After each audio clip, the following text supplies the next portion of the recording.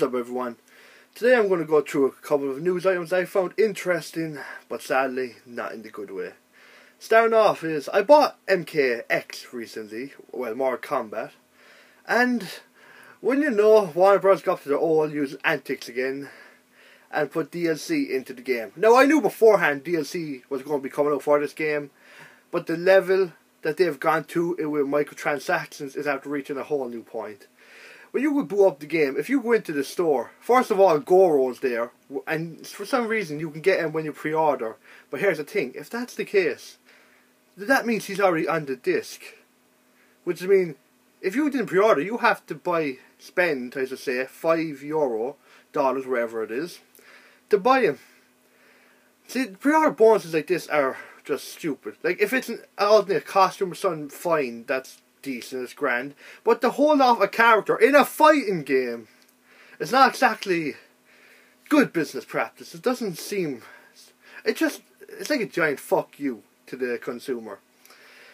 But above that, that's not even the worst part, because then, this is where it gets really bad.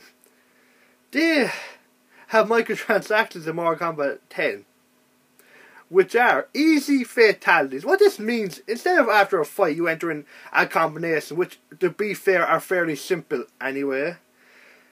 Now if you just spend, I believe it's like €5-10 for 30 easy fatalities, you just have hold R2 and press square or triangle or wherever it is, and you do the fatality just like that. First of all, who would buy that? It's just, fatalities are not that difficult to pull off in this game, and you're going to spend hard-earned money just to do an easy fatality after a win. And the thing is, after the 30 you're gone, are you going to go and spend more money to get more easy fatalities? And that's not even the worst part, believe it or not. Because now, as we've seen in a lot of games, especially with EA, the Crypt, one of the best parts about Mortal Kombat 10, they're after changing it into its own form of mini game. But here's the thing. If you don't want to go through the hassle of unlocking coins and all that, you can just spend some money, I believe it's €20, and lock everything in the Crypt straight away. Remember the days in gaming when you could just play a game, and if you overcame obstacles or completed challenges, you were rewarded with in-game content, maybe new characters, costumes. Alas, those days are not here anymore, ladies and gentlemen. Now you can just buy everything. And the thing is, you don't need to. You can just earn the coins in the game to buy everything in the Crypt slowly, you know. Feel rewarded for playing the game. If you're just going to lock everything straight away, then what's the point in buying the game? What's the point even playing the game? I mean, it makes no sense to me. And the funny is, there's probably people who are going to buy all this. And it makes it worse. They have another 3 or 4 characters coming out for Mortal Kombat 10 that we know of at the moment. Could be more. And the thing is that they're all going to cost around probably €5 to €8, dollars, whatever it is, each. That is ridiculous! For one character, right? One character is going to cost €5 to €8. I mean, I just find it ridiculous. I think it's stupid. Why can't you do something like, for €10 you get these 3 or 4 character pack? That at least is a bit more reasonable. And the characters they're bringing out aren't even interesting. I don't condone the DLC, but if you're going to try to pull off that shit, at least have interesting characters. I'll admit, Predator, awesome. That is badass. That is DLC I would love to get, but I'm not, because €5 is just ridiculous.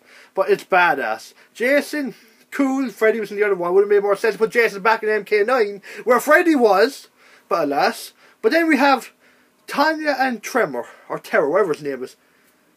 I know they've been in past Mortal Kombat games, but they're not exactly the type of characters you want to pay for. You know, they don't seem that big of a deal. Like, if you're going to put in characters like DLC characters, why don't you get more options? Like, since we have Predator, why not try to get Alien? Imagine Baz would be playing as a Xenomorph, and the fatalities you could have with a Xenomorph. It'd be badass. But of course, they're not going to do that, because this is the gaming world we live in. But that's enough Mortal Kombat. This is the MK review. I'll get to that in another video. But for now, let's continue on with gaming news. The next game, of course, although along with Mortal Kombat 10, is owned by Warner Brothers, or published I should say. And that is Batman Arkham Knight. Now don't get me wrong, the trailer that came out this week looks incredible. It just looks amazing. This game is shaped up to be one of the best games to come out this year. This year! By far. And I was pumped for it, 100%. They could do no wrong. This was going to be amazing, and it still is.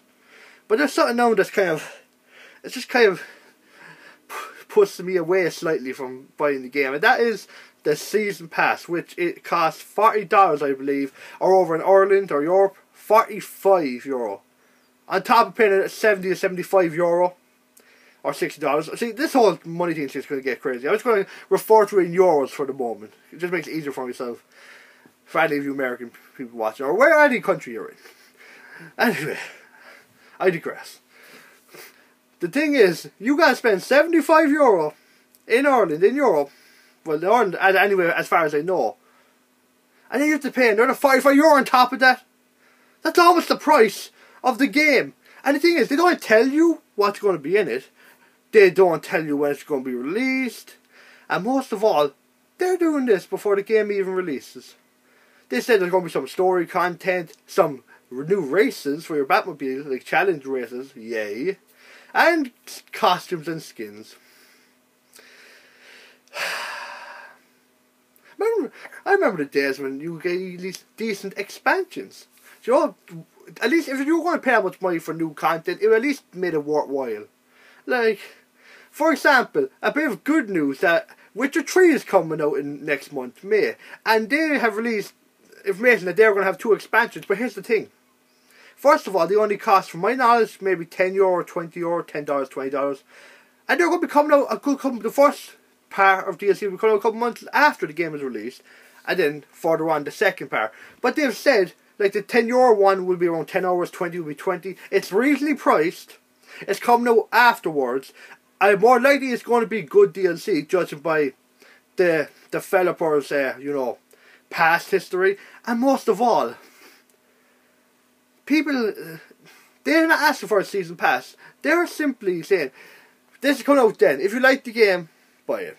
And they're also going to be releasing, like, I believe, 12 to 16 packs of mini DLC. You know, DLC. The things they're releasing later on were called expansions. But you know, like costumes and maybe a new weapon or maybe a new side quest bit. I'm not sure, but all that type of stuff, they're releasing that gradually over the course of the game, which is nice. And it's all free. So the expansions don't really bother me too much, because I think they'll be worth it. And Witcher 3 is looking to be amazing. So, all good there. But seriously, Warner Brothers, cop the fuck on with your Batman and your fucking Mortal Kombat DLC practices. And now we're moving on to the last bit of the news I want to talk about right now. Star Wars Battlefront. Woo! Everyone's hyped for it. Me, I've never really been too much of a Battlefront player, to be fair. I played a bit of Battlefront 2. I thought it was fun. I enjoyed it. This was when I was much younger. I didn't exactly play multiplayer. I was playing single player. I wasn't an online gamer at the time. But anyway, as I was playing, I liked it. I thought it was fun. These big, huge maps, these big battles, playing as a Jedi. It was just awesome. Playing as Stormtroopers, all this stuff. And now, Star Wars Battlefront. Well, you know, the new one. And everyone's like excited. They're ecstatic because the trailer looks so good. But here's the thing: I don't buy those trailers. I want to see gameplay. If they're going to start the trailer, I want to see some actual gameplay. What the game's going to look like. How is it going to run? And well, how is it going to play? It's the most important part of all this. But here's the thing. Recently I've been watching a video by a pretty good YouTuber, Event Status. And he put a graph detailing the offence. Well, he didn't. He got it from another source. Detailing the offence of, I believe it was Battlefront 2 and the new Battlefront. And here's the thing. When you look at this graph, you realize how much of a joke the new Battlefront is. Because I'll just give out a few facts. From what I believe, in Battlefront 2 there was around 30 to 35 multiplayer maps or single player maps. Well, maps. And I believe there are 16 planets. In new Battlefront, we have, I believe it's like 8 maps, and I'm not sure how many planets. Just that comparison. No way, is it? I'm not sure. I could be getting mixed up, but it's fairly small compared to Battlefront 2's maps. That comparison alone shows you how ridiculous this is. And they'll say, "Oh, but it's because the game become more expensive to develop." And I agree, they are. But if that's the case, then stop focusing so much on the graphics. You don't need everything to look like it's real life. And here's the thing: if you're going to make everything look good and have a lack of content, then I don't know, it just doesn't feel right. I mean, that's like someone selling you a Ferrari. The hood, everything looks good. The exterior looks amazing. Then you look in and you have like, I don't know, like a Fiat engine inside it. It looks good, but if it doesn't perform or lack of content that I want, then what the point? It's just a joke. God. And then they go on to say, like, in the Battlefront 2 there was like 51 different classes for soldiers you could pick. In the new Battlefront 2, I'm not going to guess because I'm not forgetting at this point, but it's a significant lower number. I don't think it goes above 10. No, I think there's actually like 8 classes. I'm not sure. It's around that, it's close to that number, and that just gives you an indication of how ridiculous this is. I mean, and the thing is, Battlefront 2 had a single player campaign. The new Battlefront, none. Like, there's much more in this list, but they're like some of the main things I want to point out. This is EA, and we know EA are going to milk the Star Wars Battlefront, the Star Wars franchise and games as much as they can. It's sad to see, because Star Wars is such a legendary franchise, and the new movie looks good, but why did EA of all people have to get the games? Why couldn't you get a good developer? Like, why couldn't... the one good thing about EA having the Star Wars franchise to make games, you know, the rights to make Star Wars games right now, is BioWare could make another Knights of the Old Republic. How amazing would that be? Knights of the Old Republic 3, could you imagine if they announced that at E3?